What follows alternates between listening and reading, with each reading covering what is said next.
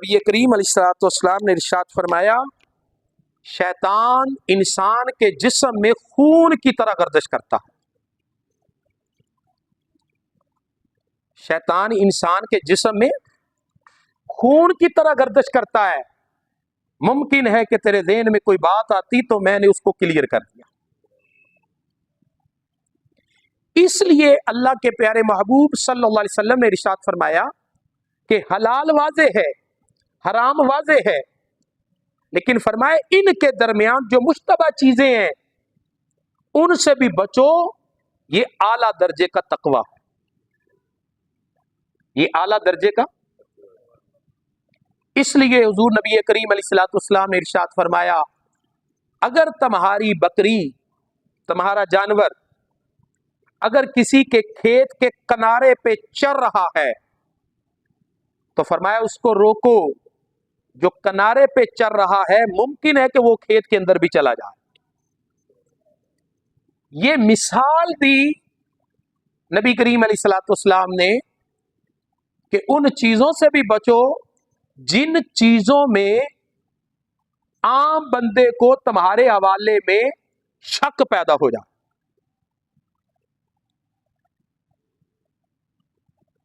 تو حلال چیزیں، حلال رزق، اس کے لیے محنت کرنا اور محنت کر کے اس کو کھانا، یہ اللہ کے پیارے محبوب علیہ الصلوۃ والسلام نے اپنی امت کو یہ تعلیم دی ہے۔ ہمارے بہت سارے ایسے اسٹوڈنٹس ہیں کہ جنہوں نے میری طرح بڑا علم حاصل کیا ہے، کالجز اور یونیورسٹیوں کے وہ فارغ ہیں، لیکن بدقسمتی سے آگے ان کو کوئی بہتر جاب نہیں مل سکی۔ تو اس کا اب یہ مطلب نہیں ہے کہ وہ گلے اور شکووں پہ اتر آئے۔ اس کائنات میں سب سے بڑا منصب اللہ نے نبیوں کو عطا فرمایا ہے۔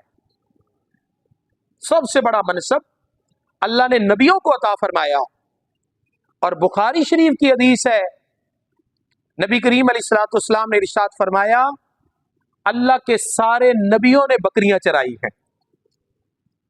اللہ کے سارے نبیوں نے بکریاں چرائی ہیں، اور فرمایا کہ میں نے مکہ کے بعض لوگوں کی بکریاں چاند عوض پر چرائی ہیں۔ اب حضور نبی پاک علیہ الصلوۃ والسلام اپنی امت کے وہ جو بڑے بڑے تعلیم یافتہ نوجوان ہیں جو مایوس ہو کر بیٹھ گئے کہ میں ریڑھی نہیں لگاؤں گا، یہ میری توہین ہے، میں مل میں نہیں جاؤں گا، میں کسی دکان پہ کام نہیں کروں گا،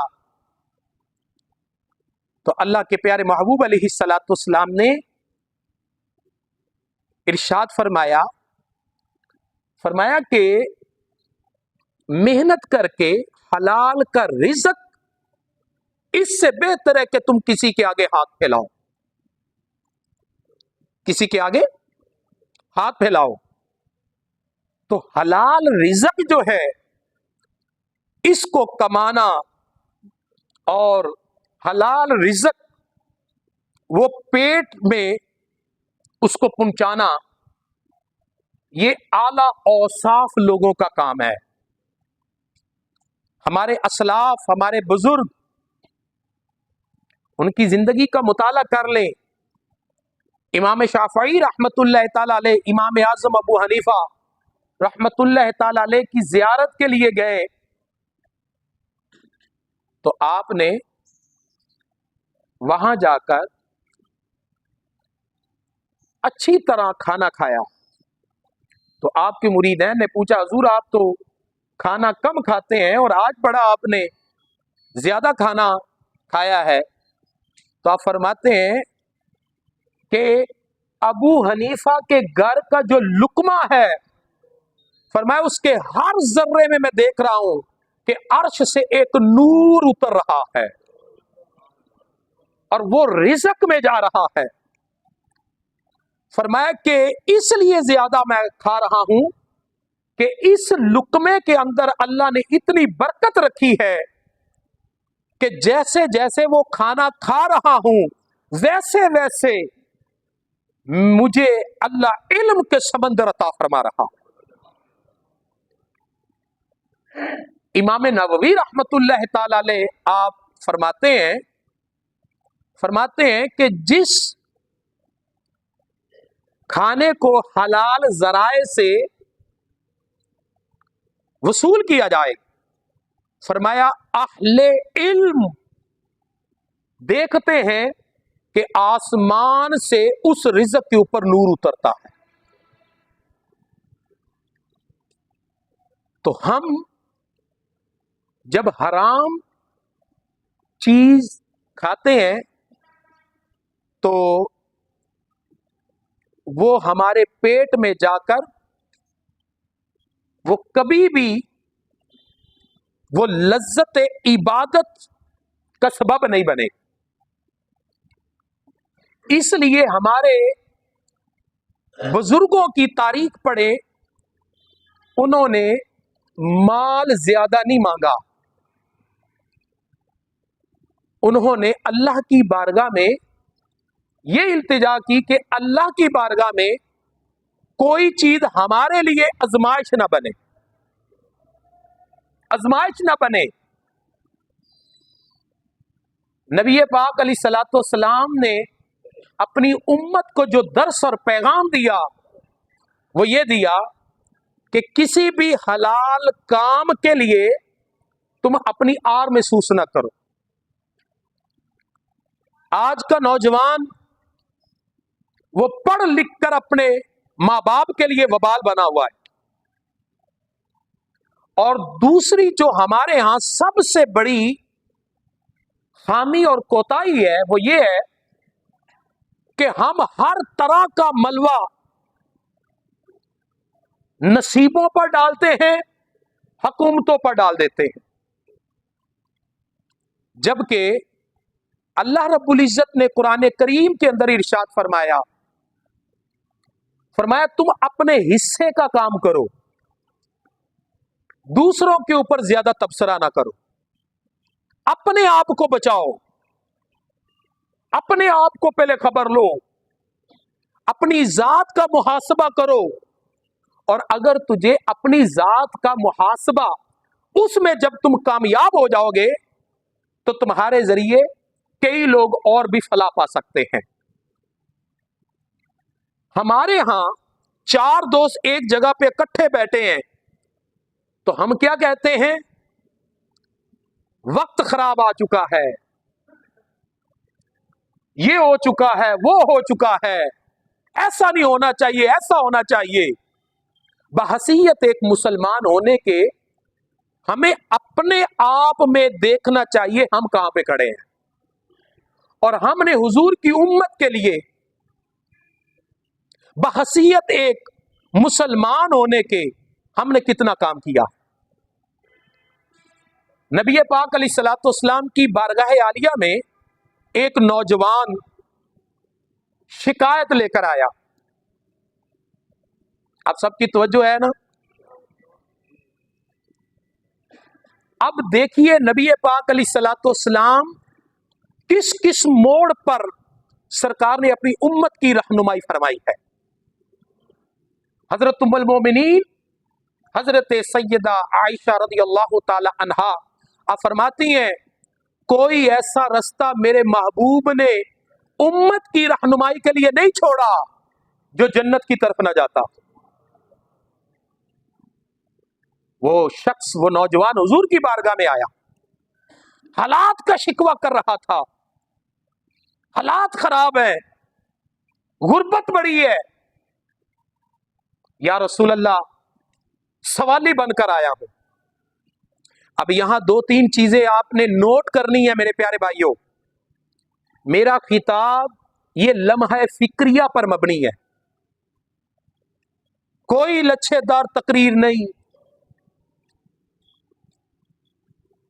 صرف میرا خطاب کا صرف مقصد یہ ہے کہ جتنے میرے دوست جو میرے حصے کے ہیں میں ان تک اللہ اور اس کے رسول کا پیغام پہنچاؤں. ایک نوجوان حضور کی بارگاہ میں حاضر ہوا، حالات کا شکوہ کر رہا تھا، غربت کا رونا رو رہا تھا، سوالی بن کر آیا. تو پیارے محبوب کریم علیہ الصلوۃ والسلام نے اپنی تعلیم سے کس طرح اس کو رستہ دکھایا. فرمایا بتاؤ تمہارے گھر میں کوئی چیز ہے؟ اس نے کہا یا رسول اللہ ایک ٹاٹ ہے جو ہم رات کو لے کر سوتے ہیں، اور ایک پیالہ ہے جس میں ہم کھانا وغیرہ کھاتے ہیں. پیارے محبوب کریم علیہ الصلوۃ والسلام نے فرمایا جاؤ اس کو لے کر آؤ، جاؤ اس کو. وہ جب حضور کی بارگاہ میں وہ دونوں چیزیں اس نے پیش کی تو حضور علیہ الصلوۃ والسلام نے فرمایا کوئی ہے جو اس کا خریدار ہو؟ تو ایک صحابی نے عرض کی یا رسول اللہ میں 1 درہم میں خریدتا ہوں.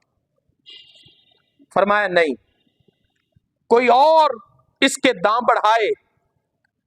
تو ایک اور صحابی کھڑے ہوئے، عرض کی یا رسول اللہ میں 2 درہم میں اس کو خریدتا ہوں. نبی کریم علیہ الصلوۃ والسلام نے وہ پیالہ اور ٹاٹ اس کو دے دیا اور 2 درہم لیے. اس کو کہا 1 درہم کا گھر میں راشن ڈال لے اور 1 درہم کا کلہاڑا لے کر آؤ. اور سرکار علیہ الصلوۃ والسلام نے خود لکڑی کا دستہ بنایا اور اس کے اندر لگایا، اور سرکار علیہ الصلوۃ والسلام نے اس کے کندھے پہ تھپکی دی. فرمایا جاؤ لکڑیاں کاٹ کر اس کو بیچو اور 8-10 دن میرے پاس نہ آنا. وہ گیا، 10 دن کے بعد 10 درہم لے کر آیا. عرض کی یا رسول اللہ گھر میں راشن بھی پورا ہے اور یہ 10 درہم آپ کی بارگاہ میں لے کر آیا ہوں. تو نبی کریم علیہ الصلوۃ والسلام نے فرمایا اگر بندہ صحت مند ہونے کے باوجود بھی کسی کے آگے ہاتھ کرے، فرمایا بہتر ہے اس سے کہ وہ ڈوب کے مر جائے. میرا آج کا نوجوان وہ اس بات پر پریشان ہے کہ پاکستان کی جو اکانومی ہے وہ تباہ ہو چکی ہے.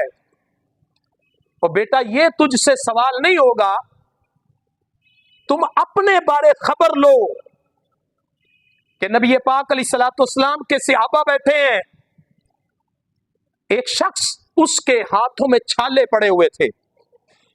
پیارے محبوب کریم علیہ الصلوۃ والسلام نے اس صحابی کو قریب کیا اور فرمایا کہ تم بتا سکتے ہو کہ تیرے ہاتھوں کی جو تلی ہے یہ اتنی سخت کیوں ہے؟ اس نے عرض کی یا رسول اللہ میں اپنے بچوں کے لیے محنت کر کے حلال کا رزق جو ہے وہ کما کے لاتا ہوں، اس لیے میرے ہاتھوں کی جو یہ تلی ہے یہ سخت ہے. تو پتہ ہے آپ کے اور ہمارے پیارے محبوب نے کون سا عمل عطا کیا؟ پیارے محبوب کریم علیہ الصلوۃ والسلام نے اس کا ہاتھ پکڑ کے سینے سے لگا کر چوم لیا. اور پیارے محبوب کریم علیہ الصلوۃ والسلام نے فرمایا کہ حلال رزق کمانے والا وہ اللہ کا دوست ہوتا ہے.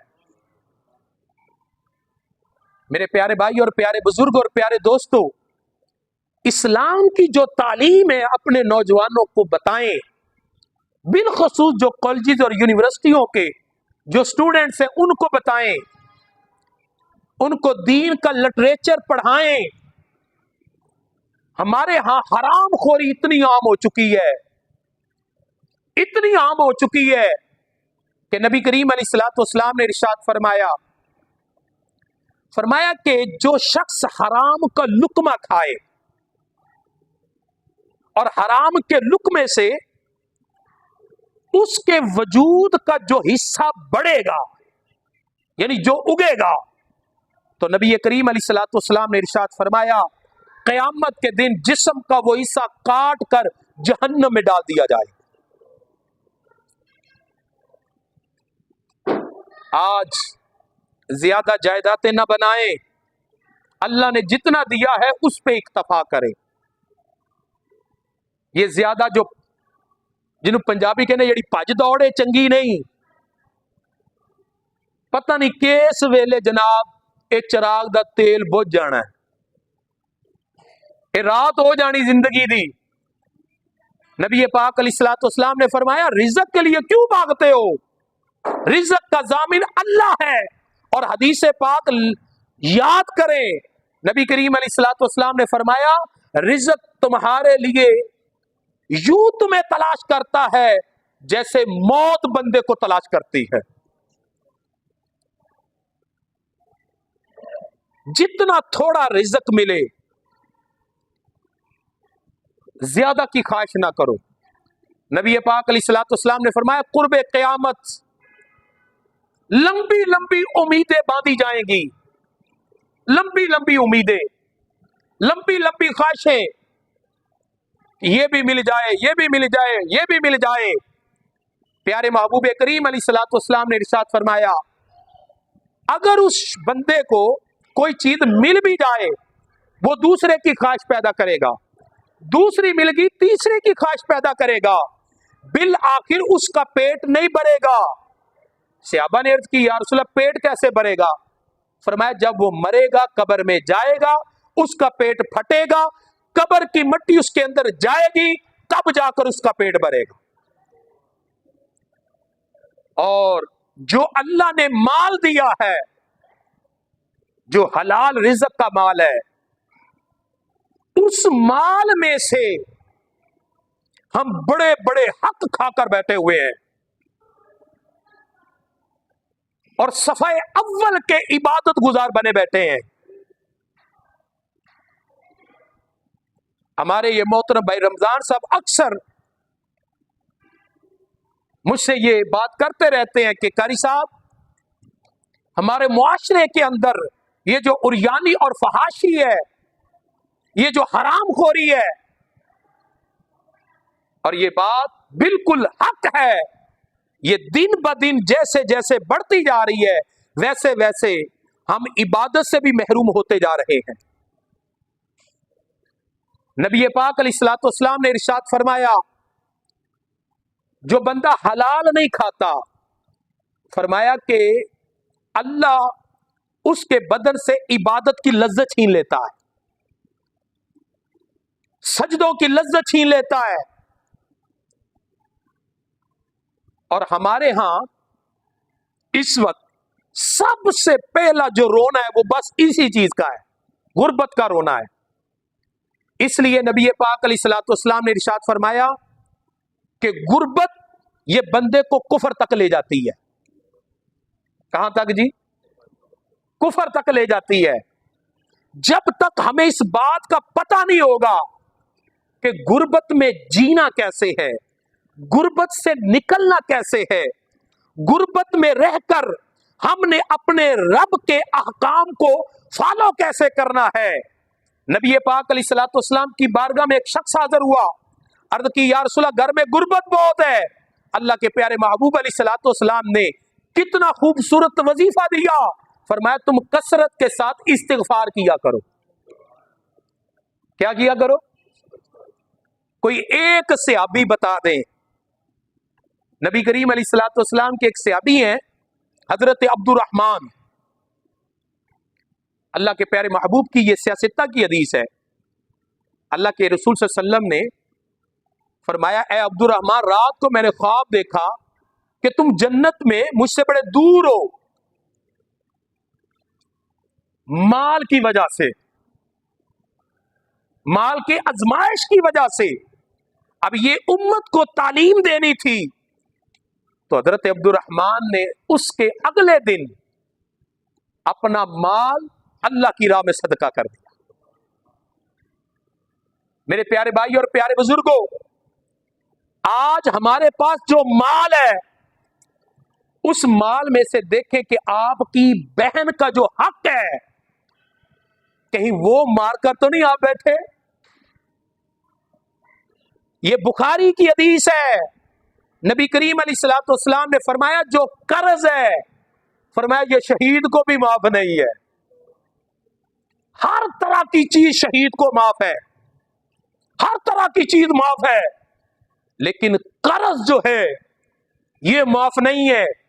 اور سیاستہ کی حدیث ہے، بخاری کے اندر یہ روایت موجود ہے، اللہ کے پیارے محبوب آپ بازار میں تشریف فرما تھے کہ ایک بندے نے سرکار کو بازو سے پکڑا ہوا ہے اور وہ سرکار سے قرض وصول کر رہا ہے۔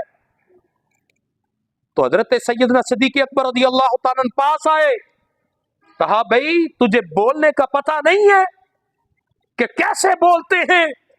یہ ہمارے نبی ہیں۔ نبی پاک علیہ الصلوۃ والسلام نے کتنا خوبصورت جملہ ارشاد فرمایا، فرمایا ابو بکر تیرا حق یہ بنتا تھا تو مجھے کہتا یا رسول اللہ وقت پہ ان کا قرض ادا کرے، حالانکہ ابھی اس میں کچھ وقت پڑا ہوا تھا۔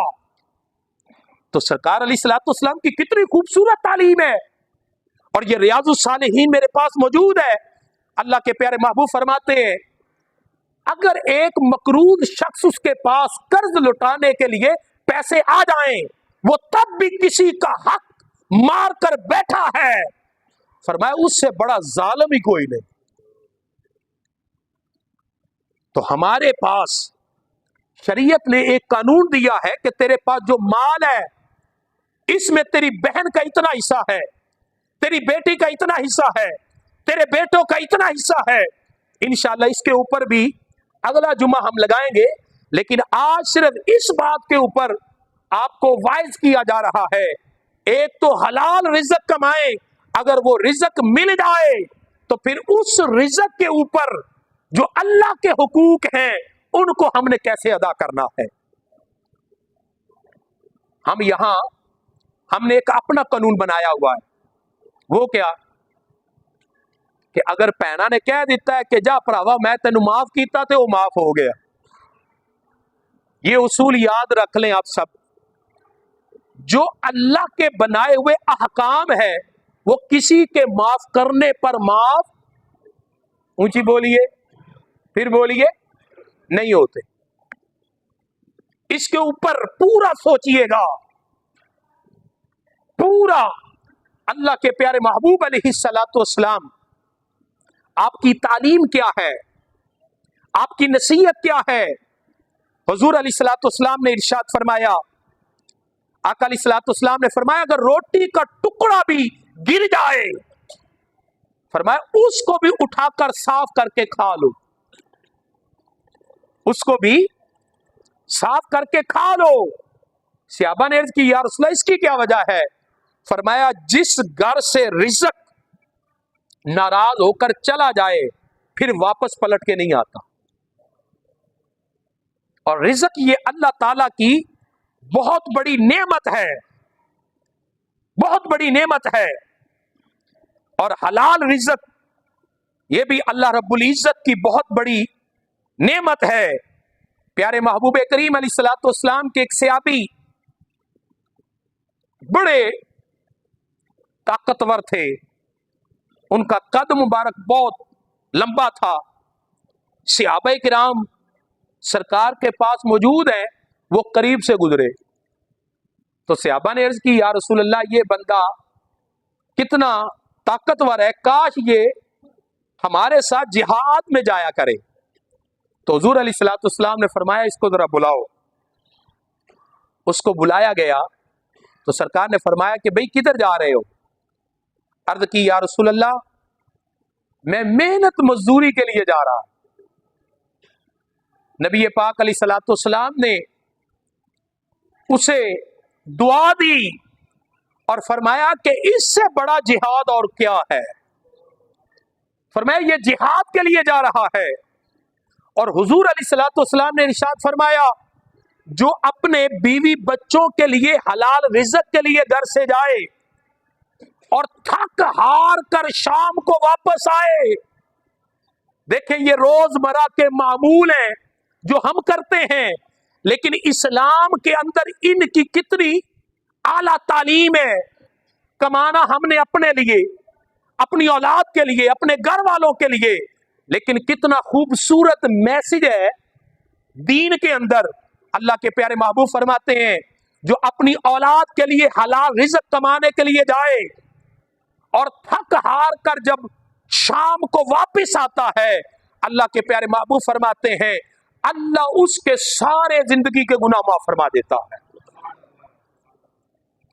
اور آج کا 2 پیغام ہے جو آپ نے یاد رکھنے ہیں۔ پہلا پیغام، کسی کام کے لیے آر محسوس نہ کریں، البتہ وہ حلال کا ہو، البتہ حلال کا ہو، چاہے چھاپڑی والا ہی کام کیوں نہ ہو، وہ آپ کریں۔ اور دوسری چیز، جب حلال بچ جائے تو اس حلال میں سے دیکھیں کس کس کا حصہ اس کے اندر ہے۔ اور حلال کے لیے نبی پاک علیہ الصلوۃ والسلام نے فرمایا جو بندہ اپنے نفس کو محنت کے کاموں میں لگا دے، جس کے اندر مشقت زیادہ ہے، محنت زیادہ ہے، فرمایا قیامت کے دن جنت اس کو اتنی ہی آسان مل جائے گی۔ اور میرے پیارے بھائی اور پیارے بزرگ اور پیارے دوستو، اللہ کے پیارے محبوب علیہ الصلوۃ والسلام نے ارشاد فرمایا اپنے سے جو نچلا طبقہ ہے اس کو دیکھ کر زندگی بسر کرو۔